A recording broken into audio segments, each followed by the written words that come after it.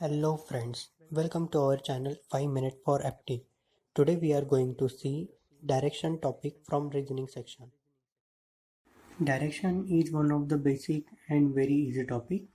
We all know there are 4 main directions and 4 sub-directions. By later news we can remember these directions as north, east, south and west.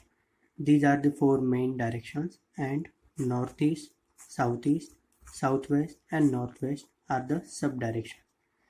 Please remember that all sub-directions are denoted by northeast or northwest or southeast or southwest only. There is no mention as east south or west south or east north or west north. Please kindly note it down. And sometimes there is mention of sun in the problem. So we must know that sun rises in the east and sun sets in the west. So there are two types of problems. First is direction sense. In this kind of problem, person or object moves from one particular point or position called as starting point or starting position.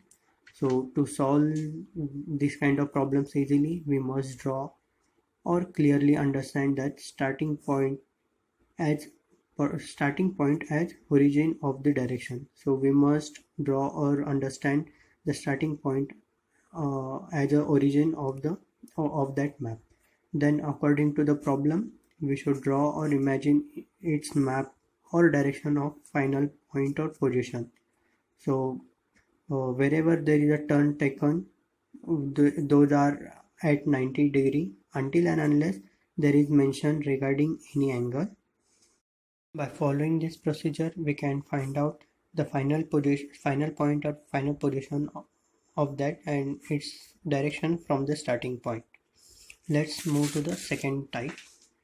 In the second type, there is angular sense. In given problem, person or object is facing in particular direction. So then it moves some angle in clockwise direction and some angle in anti-clockwise direction. So here I have shown the clockwise direction and anti-clockwise direction. By following steps or instruction of angle rotation given in the problem, at last person or object will face a particular direction.